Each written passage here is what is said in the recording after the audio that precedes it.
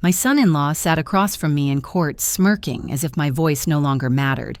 I felt the sting of betrayal, but steadied myself, knowing I had carried heavier burdens before.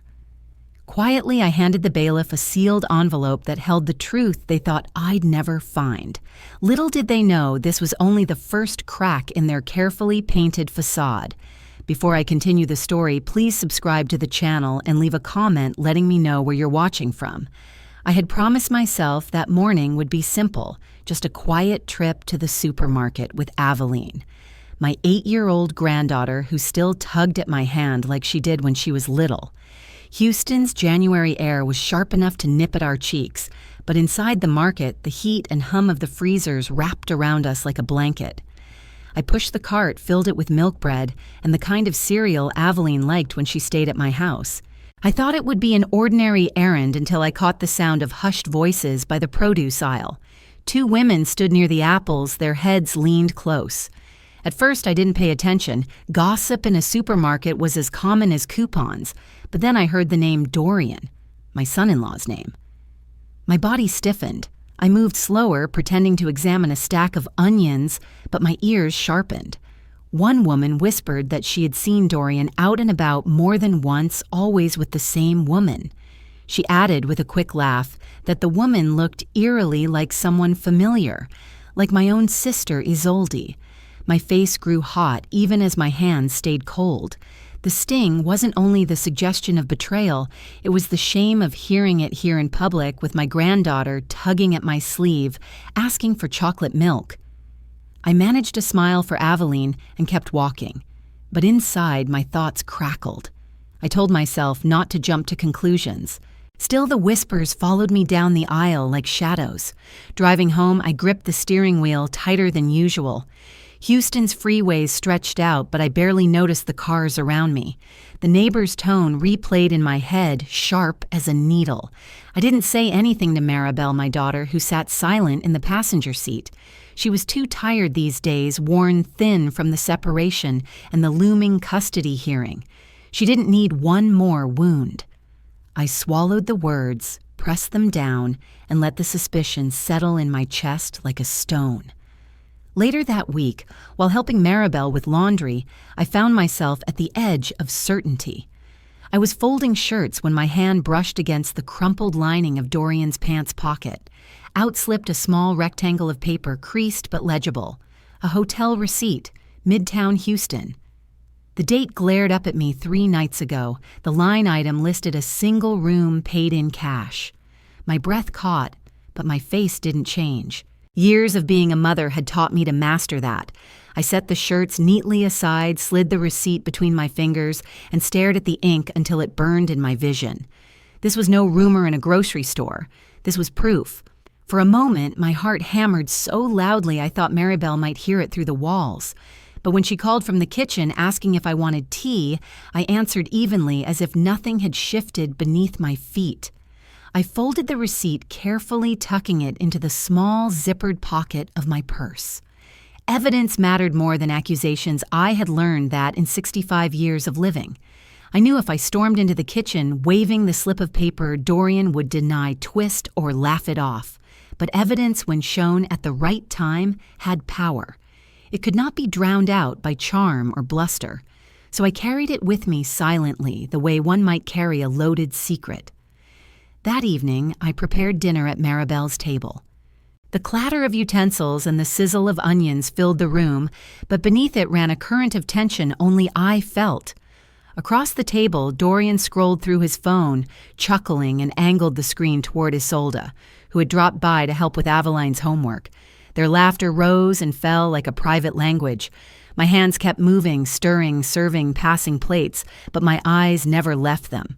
I pressed my lips together and reached for my purse, resting it on my lap under the table. My fingers brushed the folded receipt, the quiet proof of everything those whispers had implied.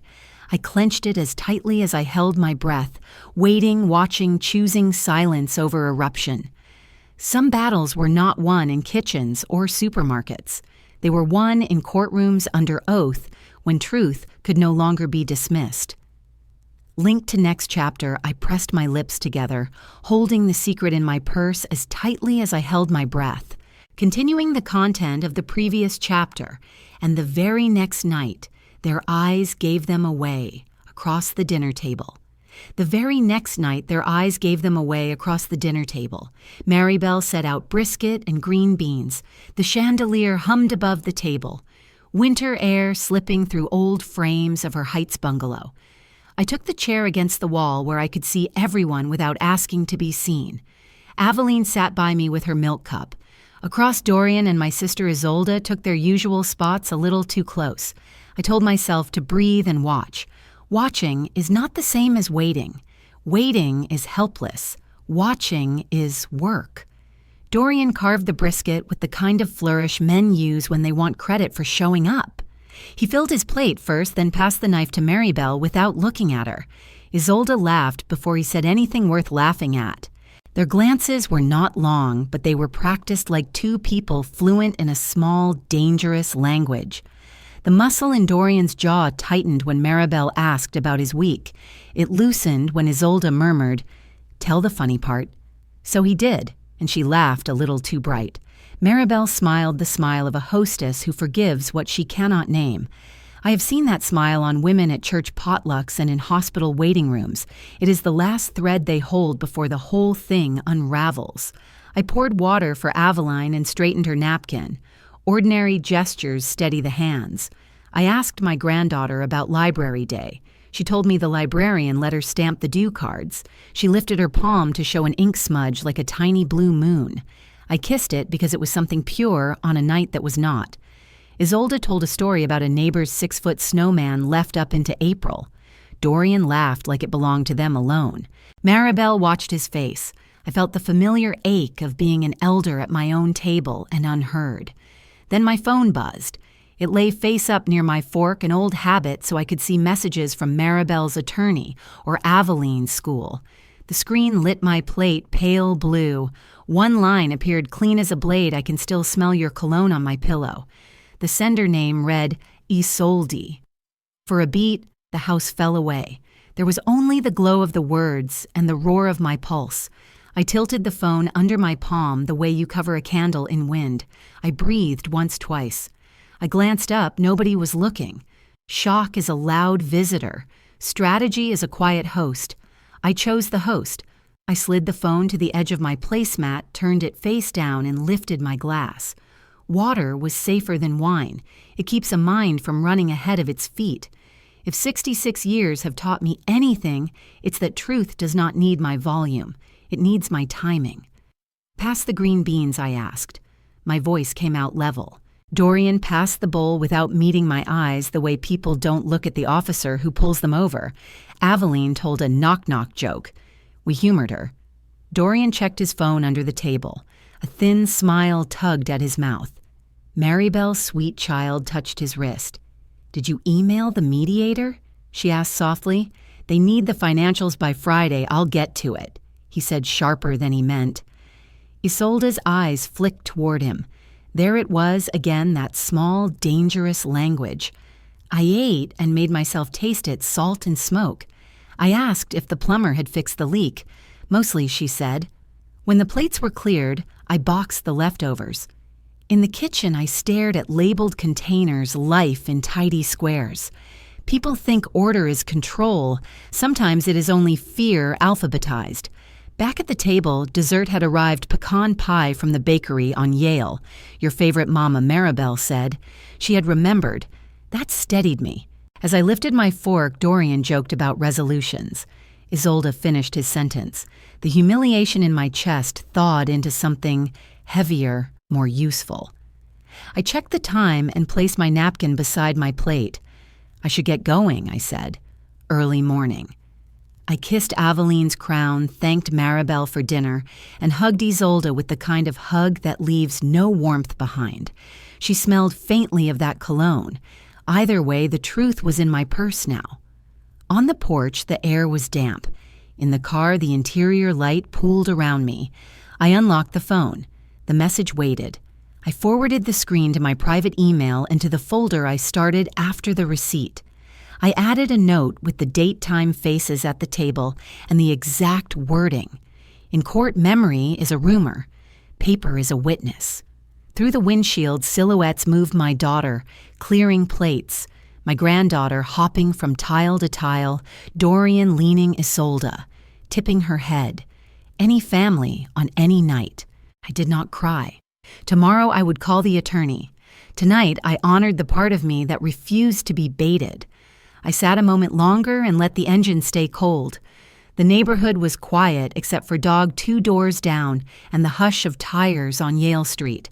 I listed steps in my head screenshot, save backup, breathe. In the morning, I would buy a small notebook and keep it in my purse. Dates, times, places. Who spoke? Who avoided speaking? If grief is fog, lists are lanterns. I would walk this road with light in my hand and my jaw unclenched, even if they never looked back to see. The very next morning, I decided to stop waiting for accidents and start watching with intent. Tucking Aveline into bed always reminded me of gentler years, back when my own daughter Maribel was that small and the world felt less treacherous. The late January wind rattled against the shutters of Maribel's house, and the night lamp painted Aveline's cheeks gold. I leaned down to kiss her forehead when she clutched my sleeve with her tiny hand. "Grandma," she whispered, "I don't want to leave. I don't want to go with him. I just want to stay here with you and Mommy." Her words slipped into me like a blade, not sharp, but aching. Children have no talent for pretense. I brushed her hair back, telling her she was safe for tonight, even while my chest ached with the truth I could not voice. She wanted what every child wants: stability, love, protection. Yet the custody hearing loomed, and her wishes could be overlooked in a room where paperwork weighed more than tears. I promised her softly that I was listening. My heart knew that promise had to turn into action.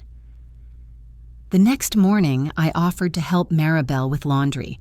She was exhausted, her eyes bruised from stress, so I volunteered to check the back seat of Dorian's car for stray clothes. That was when I saw it, Aveline's knitted scarf. I had made it myself, last Christmas yarn, soft and blue as the Houston sky in April. But it wasn't folded neatly with her jackets. It was tangled inside a tote bag slung carelessly on the passenger side.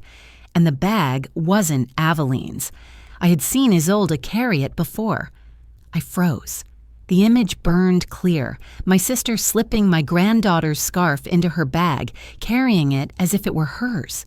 The innocence of the scarf was gone.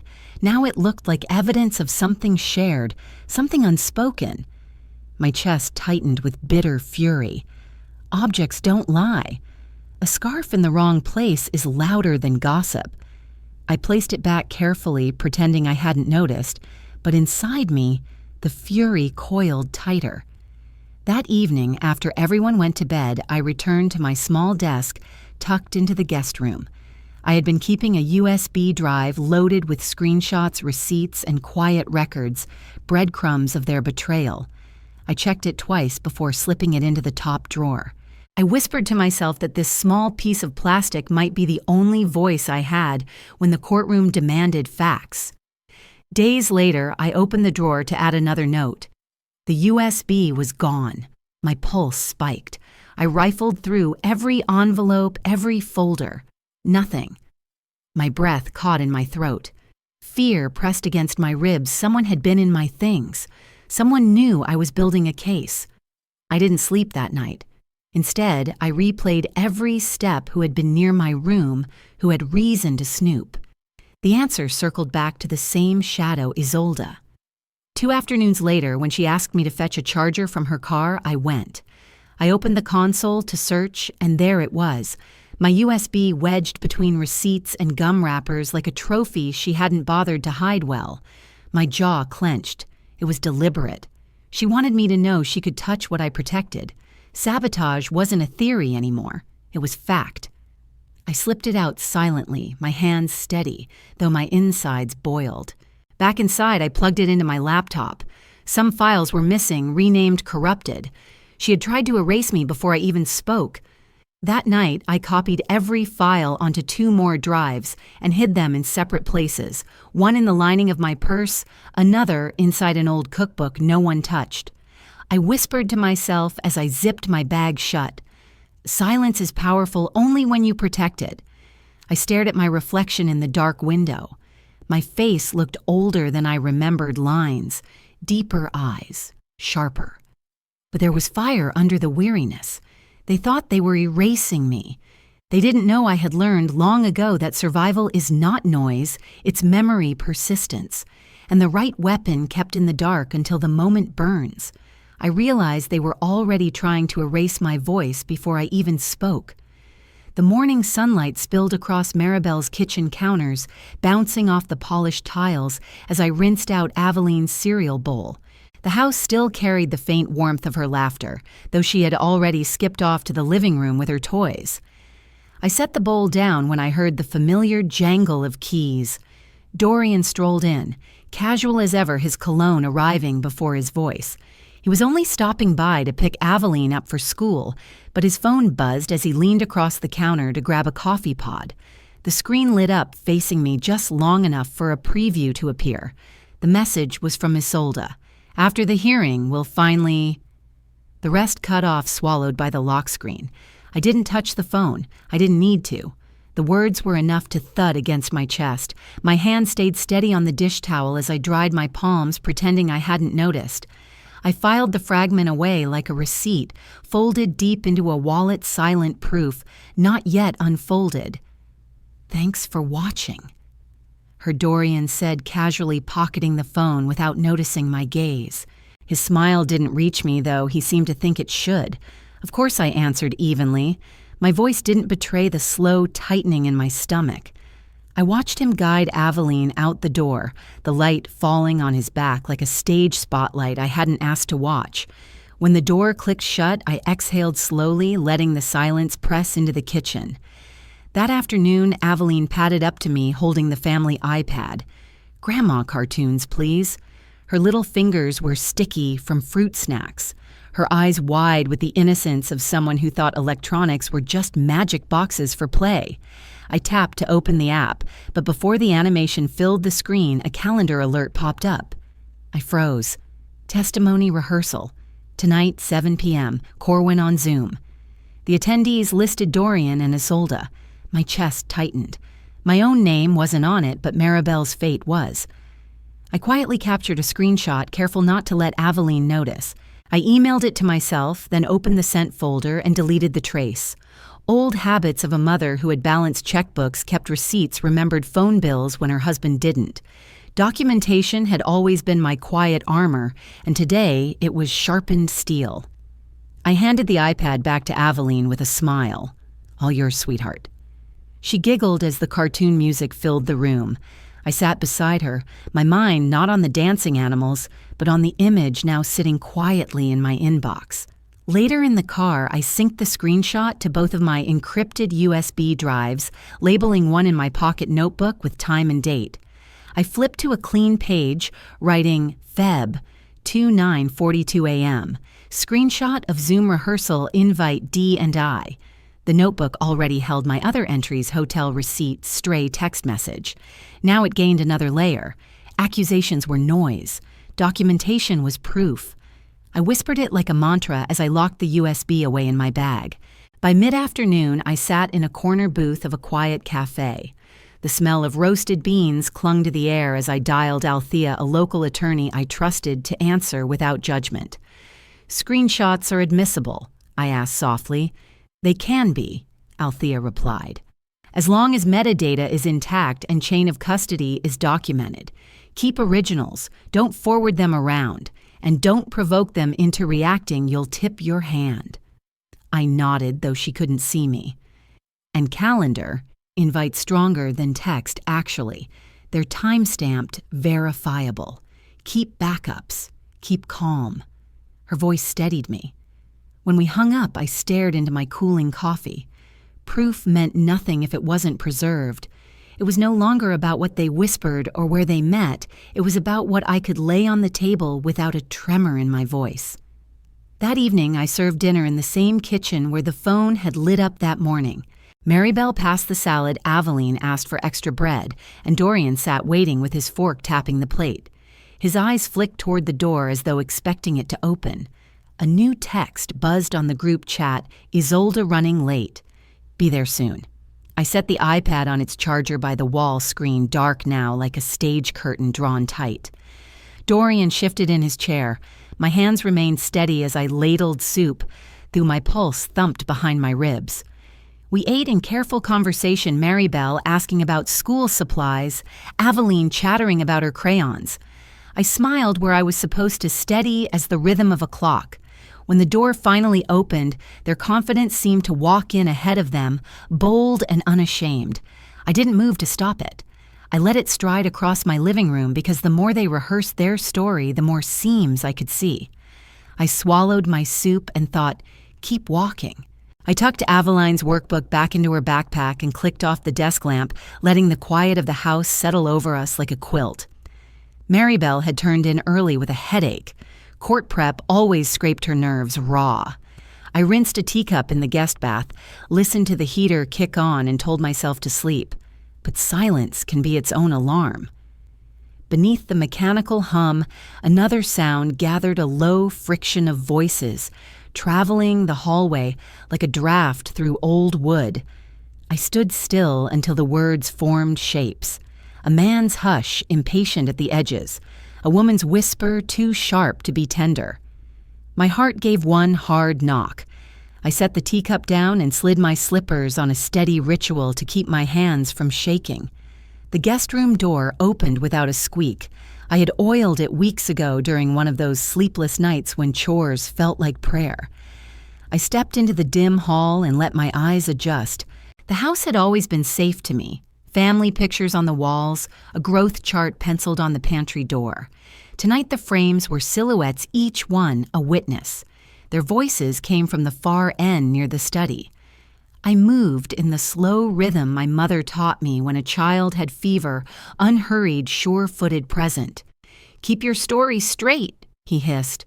Dorian's consonants clipped the air. No embellishments. "I wouldn't have to embellish if you stopped slipping," Isolde retorted low and hot. Paper rustled. A chair foot scraped. "You think the judge won't notice when your timeline hiccups? If she brings up the hotel, she doesn't know about the hotel," he said too quickly. I flattened my palm on the cool wall, fury rising like heat under a closed lid. They had no idea this house carried voices like copper pipe, delivering syllables room to room. I took 2 more steps and saw the thin bar of light across the floor, the study door not quite latched. The argument dipped, then swelled again the way a storm regathers itself after a breath. I reached the doorway and kept to the shadows. Through the narrow crack, I could see Isolde's hand pale against the mahogany desk nails, tapping a staccato I used to scold her for as a girl. Dorian's sleeve moved in and out of view, the blue thread of his cuff neat as ever. "If they find out it was me," she whispered, each word a pin, "you'll lose everything." The sentence hit like a hard door in wind. Me. Not us. Not we. Me. I pressed my tongue against my teeth until the inside of my jaw ached. Images flickered, Aveline's braids slipping loose at breakfast, Maribel's hands shaking as she signed disclosure forms, the calendar invite I'd captured, the hotel receipt folded in my purse like a loaded answer to a question not yet asked. Isolde's whisper kept going, a stream I could barely catch. Messages. Pillow. Practice. She's too soft to push back, but the meaning was already carved. My breath wanted to come fast. I chose slow. I pressed my back to the wall, lifted my eyes to the ceiling vent, and counted to 8 the way I taught Aveline before a spelling test. I could step into that door frame and end the charade in 1 loud second. I could say their names the way a mother does when she is done pretending her children are better than their choices. But court is a machine that eats drama and spits out doubt. My anger belonged to me. My evidence belonged to the judge. "Lower your voice," Dorian said. Paper slid again. "We're almost there. We just have to get through the hearing." "Almost there for you," she shot back. For me, it's risk. Their silhouettes shifted, a drawer closed. I eased away from the slit of light and began the walk back down the hall, each step measured. The family photos regained their softness as I passed Maribel at 7 with a missing front tooth, Dorian holding a newborn Aveline before ambition hardened his smile, Isolde at a barbecue with a paper crown tilted on her hair, laughter careless and young. I paused at that last picture and let the ache come not for her she had made her bed, but for the ordinary girl we all were once, before we learned how to turn love into leverage. In the guest room, I closed the door to its kind hush and sat at the small desk. My hands trembled exactly twice before steadiness returned. I pulled my notebook from the legal folder and wrote the time, the place, the speakers. Then I wrote the sentence exactly as I'd heard it, period and all. If they find out it was me, you'll lose everything. I underlined me once. I added the fragments about stories slipping hotel practice. I noted the direction of the light under the door and the position of the desk details that seem fussy. Until a lawyer needs to show a judge my memory stands on solid ground. When I finished, I read it back in a whisper to hear if the cadence matched what I'd carried from the hall. The second reading cut cleaner than the first. I tore the page free along the perforation, folded it twice, and slid it into a manila envelope labeled with tonight's date. That envelope went inside my legal folder behind the custody filings and the calendar screenshot. The folder returned to my tote, which I zippered and tucked beneath the bed, farther back than a quick hand would reach. Only then did I let my body feel its own weight. I sank onto the edge of the bed and pressed my palms to my knees until the bones answered with their quiet reply, present, present, present. Down the hall, a door shut and footsteps moved toward the kitchen. A faucet ran. The refrigerator opened and closed. Ordinary life resumed its costume. I switched off the lamp, lay back, and stared into the dark that weaves itself between a person's breath and her thoughts. I pictured the judge's bench, the Texas flag, the wood grain polished by years of verdicts. I pictured my granddaughter's small hand in mine on a school sidewalk, her question from last week ringing soft and fierce. "Grandma, will I still sleep here?" I did not answer then, because answers given in fear become cages. Tonight I gave myself a different promise. My voice would not be erased, and hers would not be bartered. Sleep did not hurry me. It came by inches like a tide. Before it took me, I reached beneath the bed and touched the tote, a small anchoring habit. The canvas was cool. The zipper tab tapped under my fingertip. In the hallway, the heater sighed. Somewhere, a clock ticked the same way it had in my parents' house 50 years ago, a faithful metronome outliving every storm. I breathed with it until the room loosened. The walls in that house had carried their voices to me. Tomorrow they might carry mine someplace it would count. The morning after the hallway whispers, Houston felt brittle under a pale sky. I told Maribel I'd run an errand downtown. Nothing special, just a parking ticket that wouldn't pay itself. I parked near the municipal building, fed coins into a stubborn meter, and joined a short line. A clerk called next, and I stepped into the kind of fluorescent light that ages everyone. While she searched my license plate in her system, a tray slid from the printer with a soft clack. On top lay a traffic camera photo. The image caught Dorian's car at a red light on Fannin, time-stamped well past midnight last Thursday. My stomach tightened sharp and mean. I didn't reach for the paper. I let my eyes do the work. Proof often hides as paperwork. "Would you like a copy for your records?" the clerk asked, flat-voiced. "For my records," I said, keeping my voice harmless. She slid another print across the counter. I held it and looked closer. The windshield glare blurred details, but not all of them. In the passenger seat, a profile turned slightly toward the driver hair tucked behind one ear, the familiar slope of a jaw I'd watched grow from girl to woman. Isolde riding shotgun at 12:43 a.m. in the car that should have been parked in front of his apartment. Outside, the winter sun glared. I slipped the photo into an envelope with the receipt and wrote the date on the outside. I wrote the case number on the envelope flap, then on my pocket notebook, noting the clerk's name and the time down to the minute. Chain of custody isn't just for police. Mothers can keep one too. I photographed the photo with my own phone for redundancy, then turned off the location tag and backed it up to a drive I keep for hard days. In my car, I breathed through the first wave of dread until it thinned into purpose. I exhaled until my hands recalled being calm. Patterns were forming. Each one asked to be named and kept. I tucked the envelope beneath the spare floor mat and drove toward the park where Aveline's class met on Tuesdays after school. The park was all wind and metal that day, swings creaking a flag, snapping against its pole, the thin ping of a scooter skipping over cracked concrete. I sat on a bench close enough to hear laughter and far enough to think. Aveline pumped higher and shouted, "Watch Grandma!" I waved back and tried to wear a face that did not show the weight in my chest. Dorian's voice arrived before he did, floating around the hedges. He paced behind my bench, talking low into his phone. "Testimony tonight. Keep her quiet. We have to be aligned. After court, we'll be free." Shoes scuffed, stopped, turned. No, she won't risk it. She's too careful. He was close enough that my name could have landed on his tongue. It didn't. Careful men avoid saying the names of women they underestimate. I kept my eyes on the slide where Aveline waited her turn, cheeks bright, boots dusty. My hands folded over my purse the way old friends hold each other lightly but ready. Behind me, Dorian went silent for a count of 3, then said softer, "Thursday, same spot," and the call clicked dead.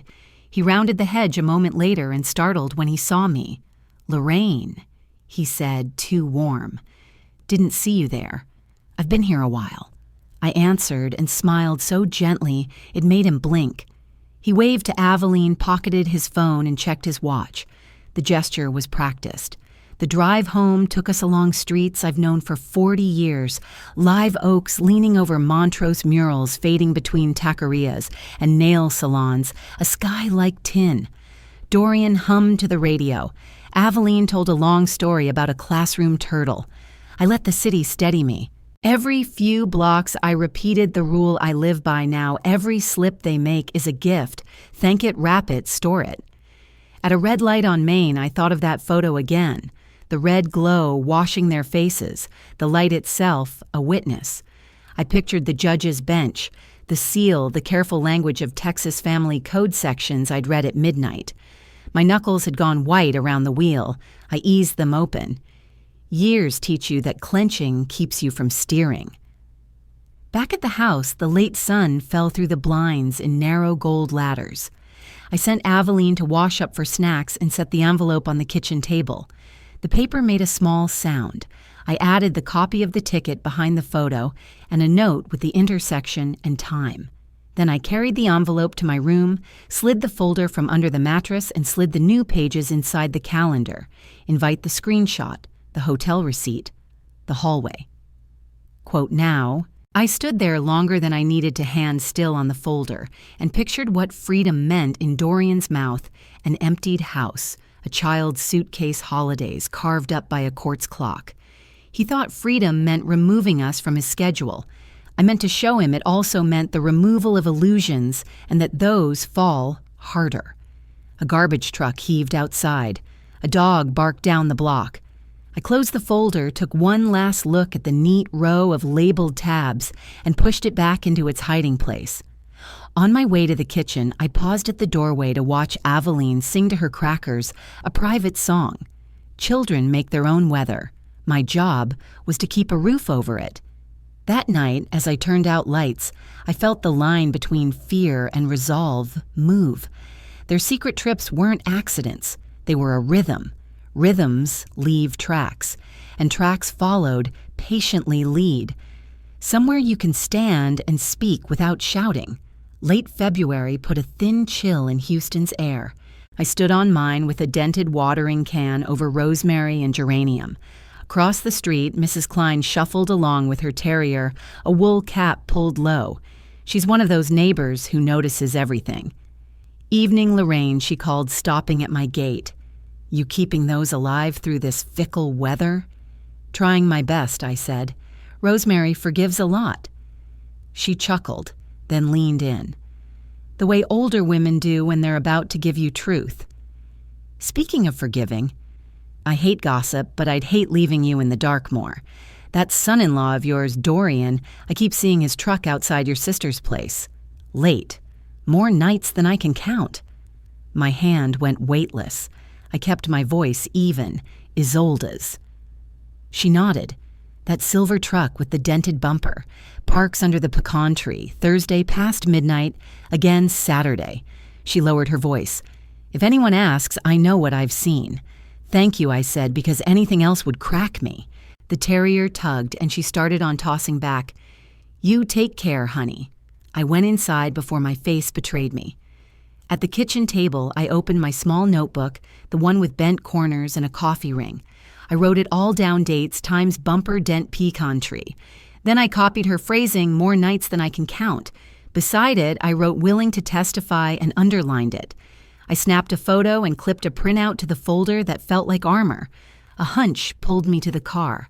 The calendar invite I'd captured mentioned rehearsal. People who choreograph lies love neutral spaces. The community center becomes an echo chamber after dark. I parked 2 rows from the back door and cracked my window. Voices carried thin in February. I heard them before I saw shapes. We'll say Maribel missed pickups, Dorian muttered, and that the child's been anxious with her. Isolde said, voice clipped, like a manual about my daughter's heart. Keep it tight. If you ramble, you'll sound coached.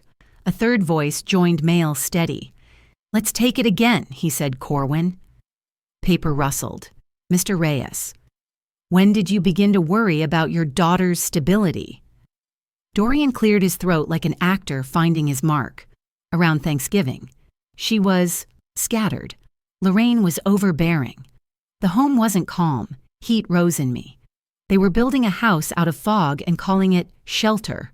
Corwin again. Ms. Halloran, did you observe erratic behavior? Isolde. Yes. Missed medication. Sudden moods. She raised her voice in front of the child. I pressed voice memo and slid the phone under my scarf. The red dot a quiet heartbeat. The recording caught wind, then words small but legible. Headlights sliced across the lot. I slid lower breath, held.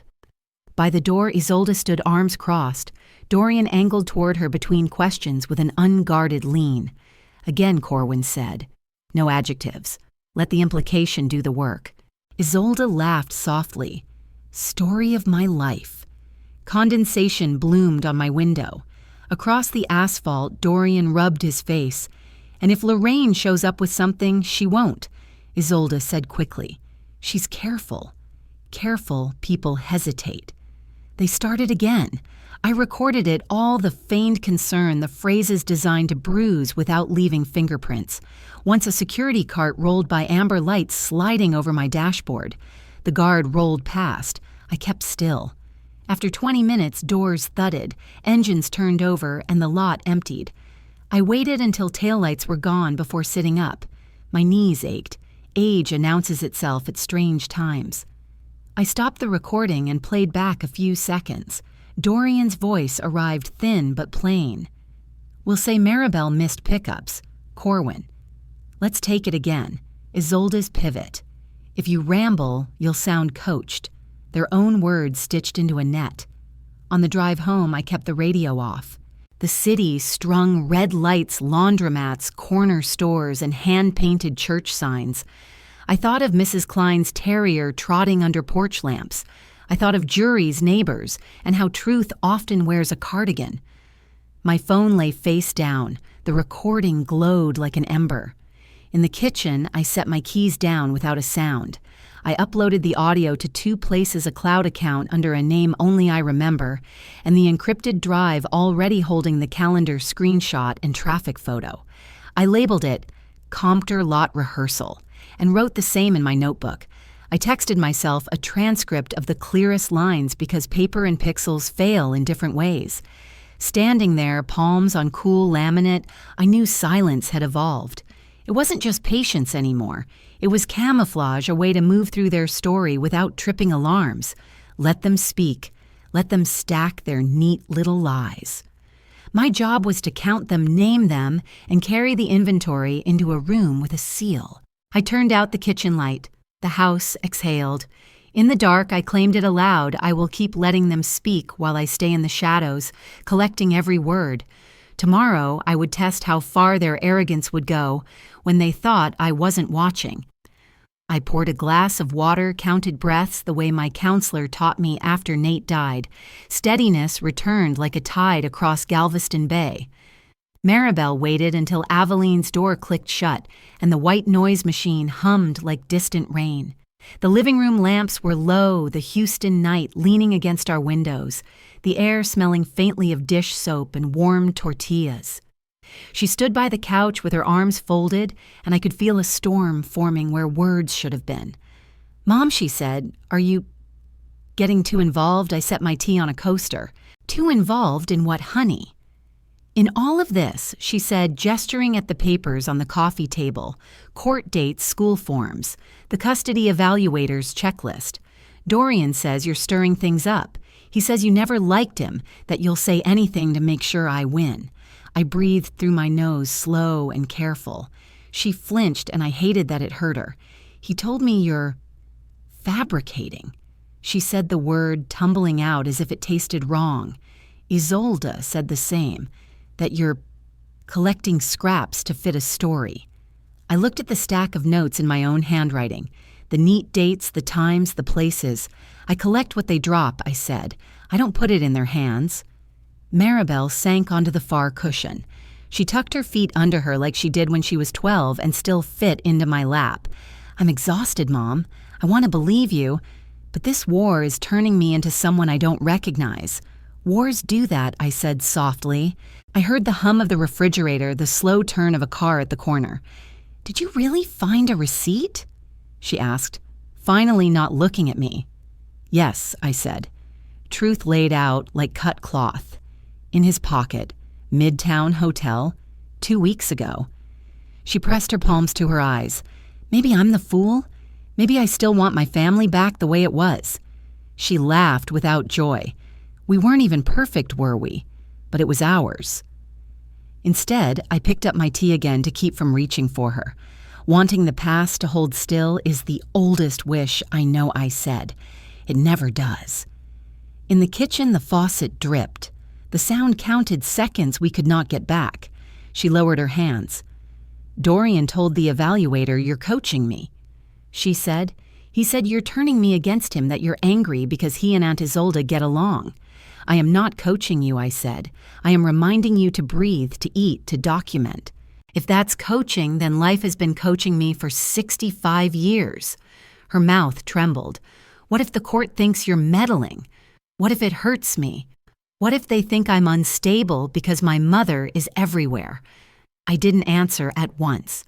I chose the narrow bridge between the two. "I will stay where you ask me to," I said, "but I won't unlearn what I know, and I won't apologize for seeing what is in front of me." She stood and paced to the window, pulling the curtain back an inch. "I heard them," she whispered, "in the hallway last week, laughing about keeping the story straight." I told myself I misheard because I couldn't stand the idea that my sister. Her voice cracked. "Mom, what if you're wrong? What if I burn everything down because I trusted the wrong person?" I swallowed. "If I'm wrong, the facts will say so. If I'm right, they will too." She turned eyes red-rimmed and bright. "And if the judge thinks you're the problem, then I will be smaller in that room," I said evenly. "But I won't be smaller in my bones." We stood in the soft noise of our lives. "Are you interfering too much?" she repeated softer now, as if testing how the words fit. "I'm protecting you and Aveline," I said, "and I am protecting the truth, even from the people I love." The silence after that wasn't empty. It was crowded with things we weren't ready to say. She nodded once, like a truce she didn't know how to keep. "I'm going to try to sleep," she murmured. "I have the evaluator at 10. I'll get Aveline to school," I said. "Breakfast burritos. She likes the green salsa. Good night, Mom. Good night. When her door closed, I gathered the stray papers into a neat stack and carried my tea to the kitchen. My hands shook enough to clatter the spoon against the sink. In the dim light, the family photos on the fridge looked like windows into steadier weather. Aveline at the splash pad, Maribel in her cap, and Gown me with a birthday cake in a hat too silly to deny. I filled a glass with water, took 2 sips, and listened to the house breathe. Resolve is quiet, I reminded myself. It doesn't announce itself. It keeps time. On the couch, I unfolded a throw and laid it over Maribel's shoulders where she drifted off. I tucked the edge at her feet the way I used to a ritual older than our trouble. Standing there, I whispered into the living room, "You'll see I never lied." The words weren't a weapon. They were a promise to the future we still could build. The folder under my arm felt heavier than paper. It felt like a vow. I stood listening to the heater cycle counting until my breath matched the quiet.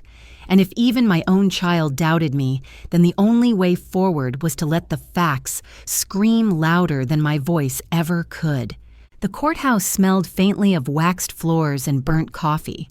I arrived before sunrise, clutching my folder with its tab dividers and the plain-sealed envelope that had lived at my hip for weeks. My shoes clicked over the tiled hallway each step, rehearsing the truth I meant to place under oath. The metal detector hummed. The bailiff nodded. My heartbeat settled into a careful rhythm I could ride like a rail. I waited on the wooden bench outside the courtroom. Beige walls framed flags a clock that ticked just loud enough to be felt. Maribel sat beside me, fingers laced so tight the knuckles blanched. I covered her hands with both of mine. "We are not alone, honey." "Facts are good company," I said, and she tried to smile. Dorian and my sister Isolde arrived with their attorney Corwin. They traveled as a triangle, Corwin in front briefcase polished, Dorian rigid, Isolde with a brunch-ready smile that didn't touch her eyes. They avoided looking at me. I breathed through my nose and let the envelope press a steady crescent into my side. Crow versus Crow, the clerk called. We rose.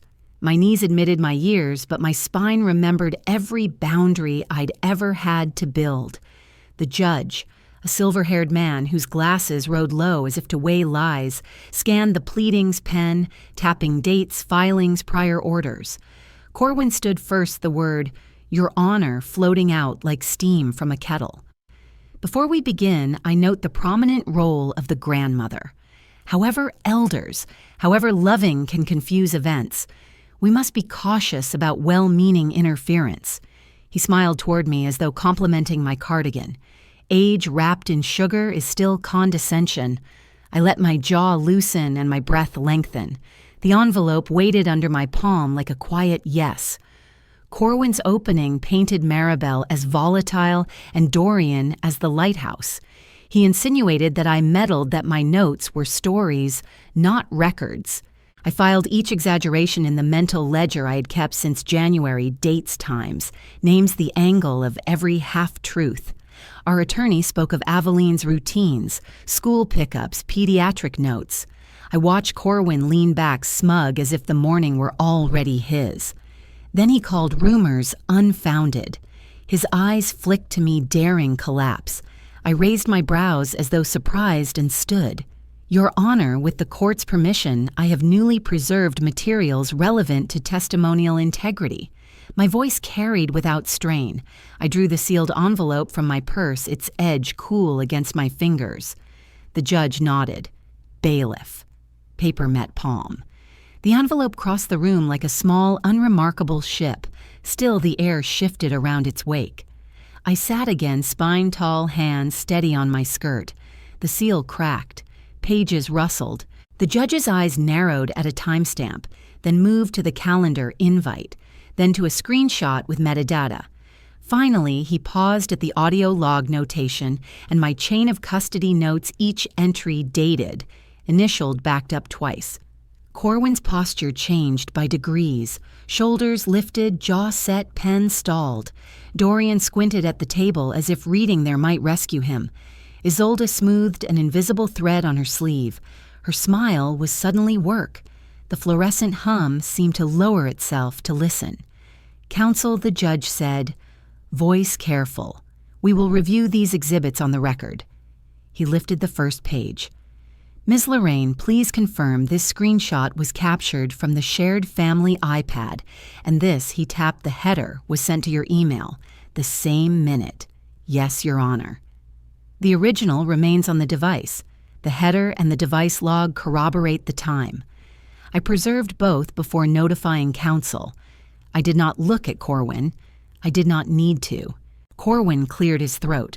"Objection as to foundation, overruled subject to further testimony." The judge said, not glancing up. He read again. The clock ticked.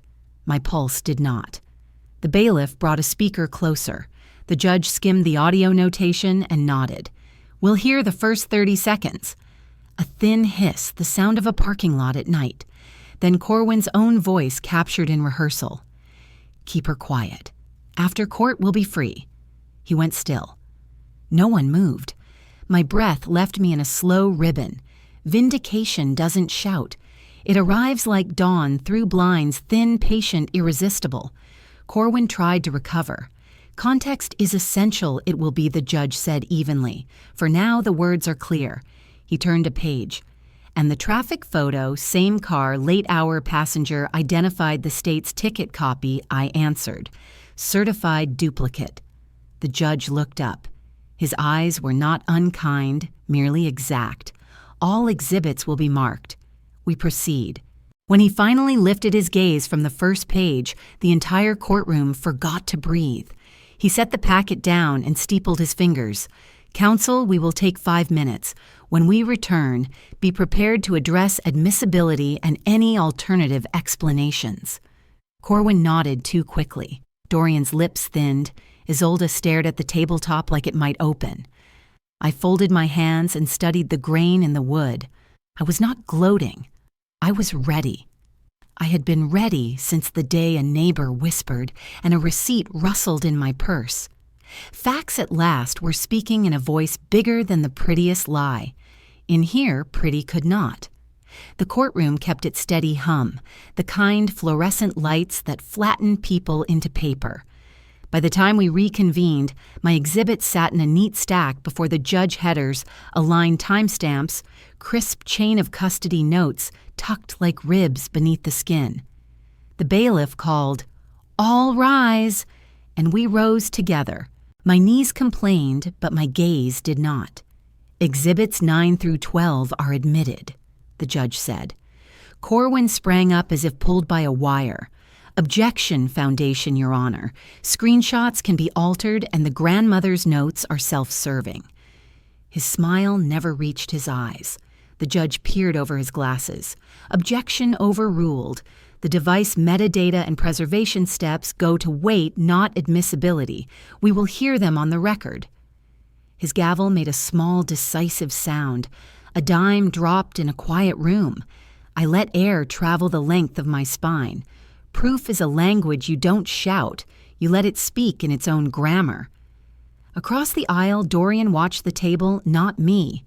Isolde kept her hands folded so tightly it looked like prayer with the sound turned down. A short recess followed, more procedural than dramatic.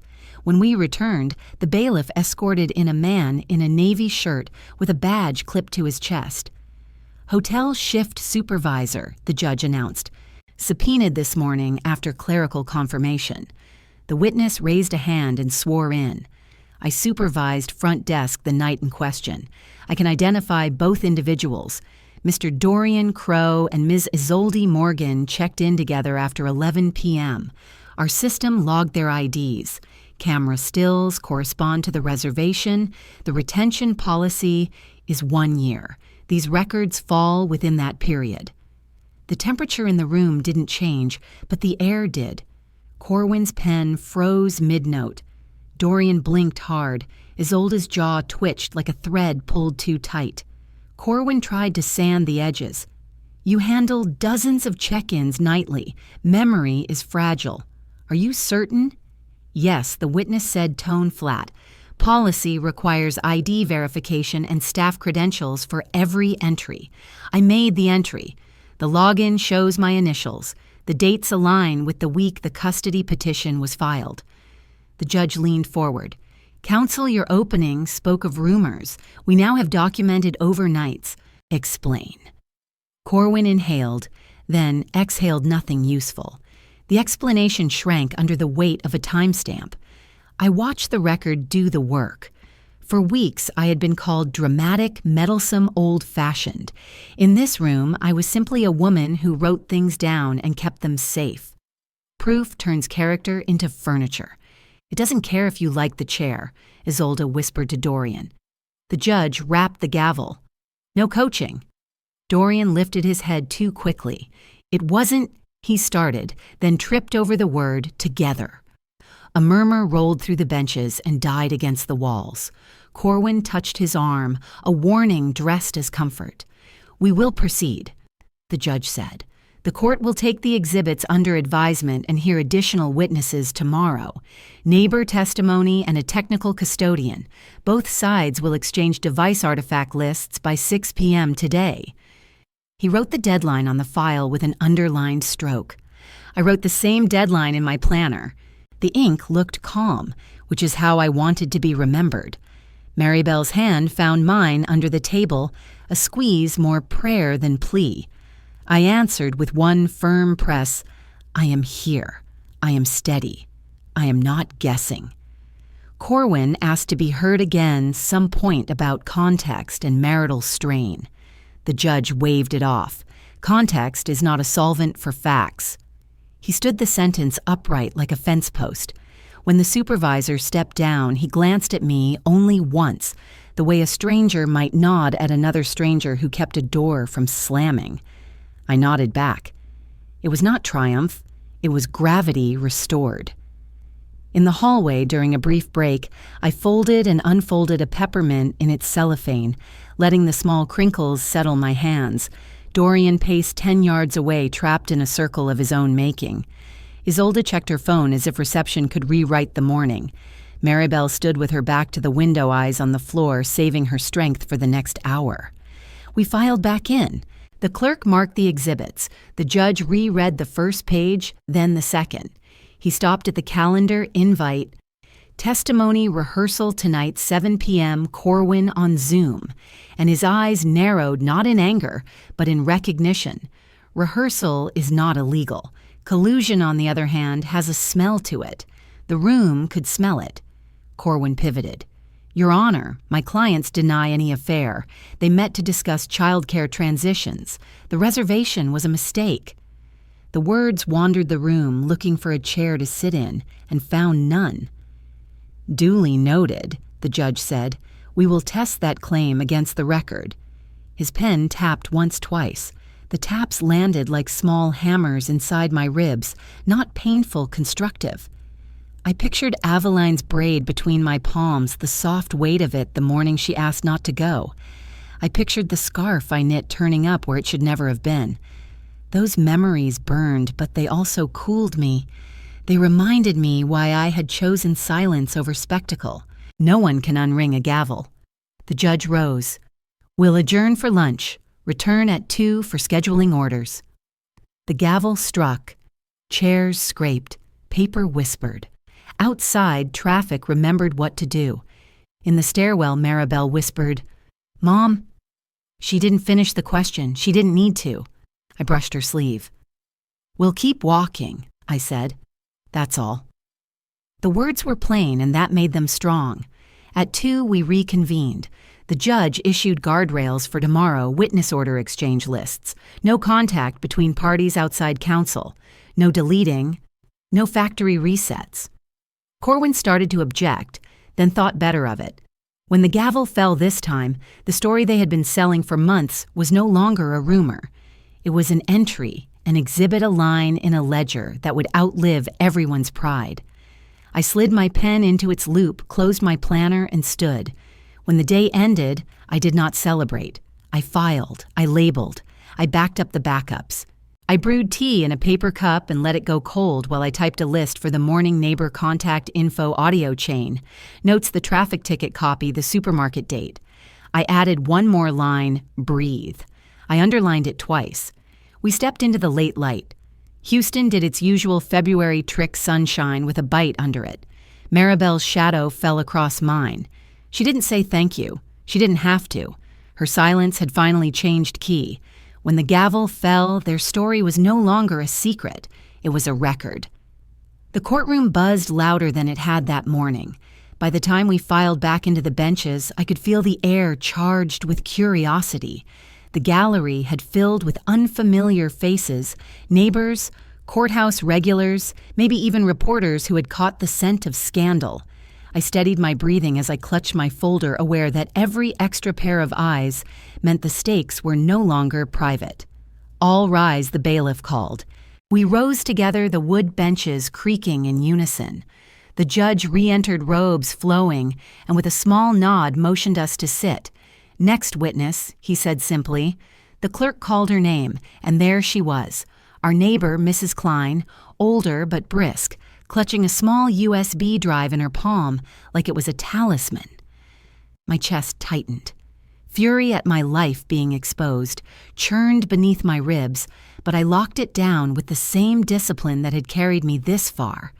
She was sworn in, her voice firm despite the quiet quiver of age. This was taken from my porch camera 3 nights before the custody filing. She handed the USB to the bailiff, who passed it to the clerk. Corwin shifted in his seat, trying to intercept with words. "Objection, Foundation," he began, but the judge cut him short. "Overruled. We will view it now." The screen flickered on. My driveway appeared dimly lit under a street lamp timestamp glowing in the corner. Then the images, Dorian's truck pulling in. A pause. A door. And then Isolde slipping out of the passenger side. Their voices were faint, but the anger was visible in their gestures, hands cutting through the night air. They leaned close, exchanged heated words, then disappeared toward the backyard. Gasp spread like a ripple through the gallery. I did not gasp. I watched. Vindication burned in my veins, but I kept my hands folded, my expression composed. Corwin popped up again, his voice louder this time. "Objection, this is prejudicial, speculative." But the judge leaned toward the screen. "The timestamp is intact. The relevance is clear." His gavel tapped once, and with that, the video lived in the record. Corwin pressed on his face a shade tighter. "Your Honor, opposing counsel failed to disclose this exhibit." "Mr. Corwin," the judge interrupted, "show me your disclosure log." The silence that followed was surgical. Corwin rifled through his binder fingers, skimming frantic, but no matching list surfaced. His jaw clenched. The judge's tone hardened. "Discovery misconduct will not be tolerated. One more omission and sanctions will be imposed. Am I clear?" A murmur rose in the gallery. I felt a surge of satisfaction bloom in my chest, but it was tempered by exhaustion. Victory in pieces still wore down the spirit. I glanced at Maribel, who sat clutching her hands together, wide-eyed but silent. My pen moved quietly across my pad, logging the moment, every word. The judge adjusted his glasses. "Call the next witness. Ms. Isolde Morgan, please take the stand."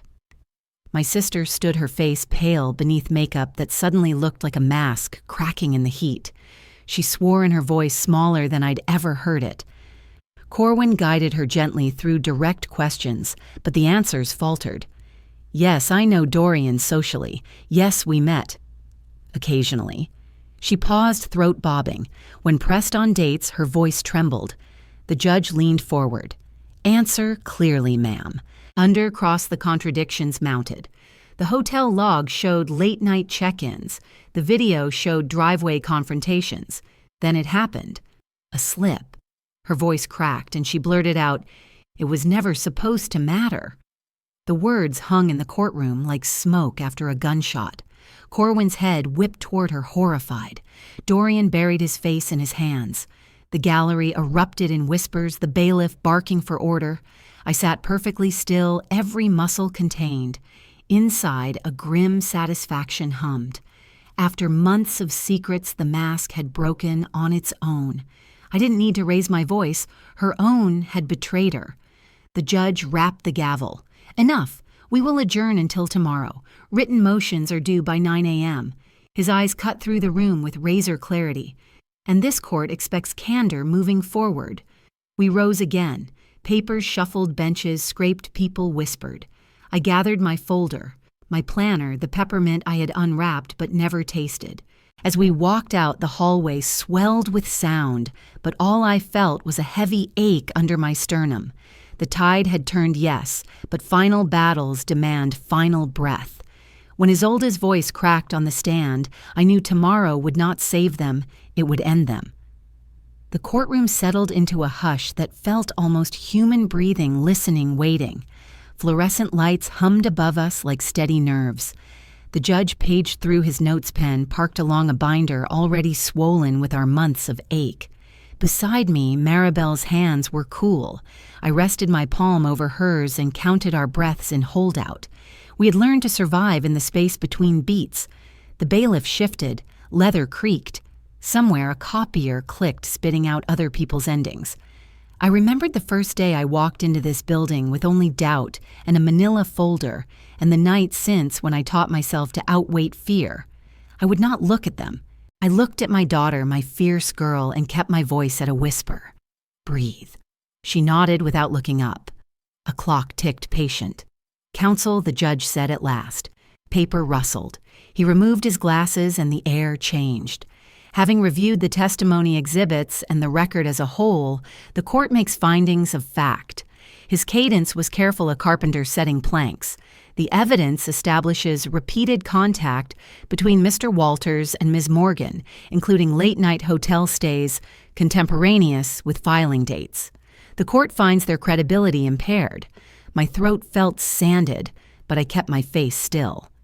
As to the best interests of the child, he went on, the court finds Ms. Walters has provided consistent care and stability. Accordingly, primary custody is awarded to Ms. Walters. Mr. Walters shall have supervised visitation as outlined in the schedule attached. The parties will complete co-parenting education. Protective conditions will be memorialized in the order. The words landed like nails, hammered flush, final holding weight. A murmur moved through the benches and quieted when the judge lifted his pen again. Further, the exhibits raise issues of financial misappropriation. The court refers the matter to audit and orders restitution for diverted funds documented in the record.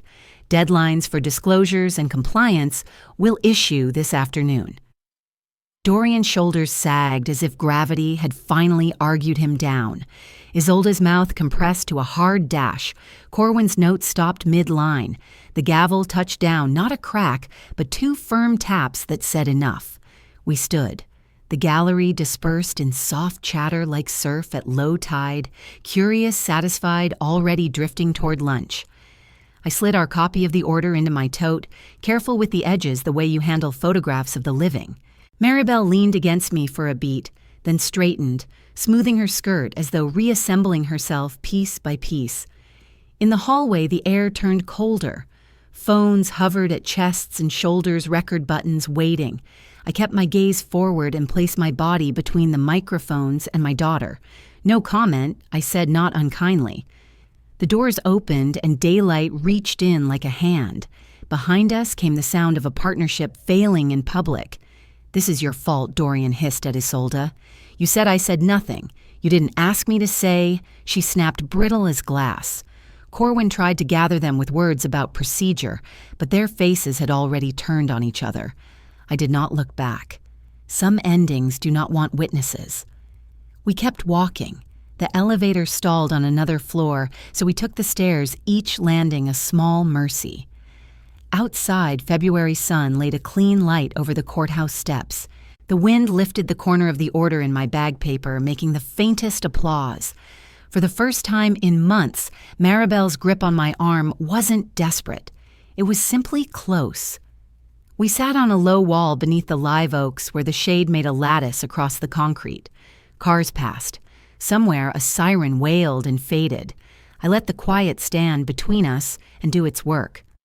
I thought of Aveline's drawings on the fridge, green stick trees and purple houses, with too many windows, a child's way of making sure every room has a light.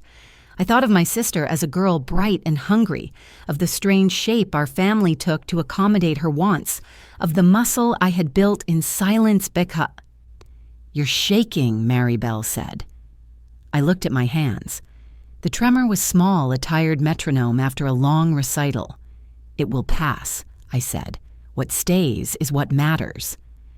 She leaned her head to my shoulder the way she did at 8 when the world first told her it could be unkind. We sat like that until the light shifted and our shadows lengthened into thin ribbons on the walk. I stood and smoothed my coat. "Let's go home," I said. "We have a little girl to pick up and a normal evening to make." The word normal tasted like fresh water. We crossed the plaza at my knee's pace. A reporter called my name. I lifted my hand without turning. Not a refusal, just a boundary. At the car, I paused with the door open. "Maribel," I said, waiting until she met my eyes, "we are free." Her breath left in a laugh that was almost a sob. She nodded. We climbed in. The order rustled once more as if settling where it belonged. I turned the key. The engine steadied. Traffic moved. The afternoon thinned into something gentler. We didn't speak for a few blocks, not because there was nothing to say, but because quiet had earned its place. I let the light turn green before I spoke to my daughter. Softly. Justice was not loud. It was steady. And this time, it was mine. Looking back, I realized justice isn't always about the noise made in a courtroom. It's about the courage to stay calm, gather truth, and protect the people you love even when it costs you sleepless nights. My story is not just about betrayal. It's about dignity, patience, and the strength to choose proof over anger. Maybe you've faced moments where your voice was doubted or your worth overlooked. What did you learn from it? Do you believe silence can sometimes be stronger than shouting? If this story touched your heart, drop a 1 in the comments or tell me where you're watching from. And if it didn't share, why, I want to hear your thoughts. Don't forget to subscribe to this channel so you won't miss the next story we share together. Endings like this remind us family, truth, and resilience will always matter.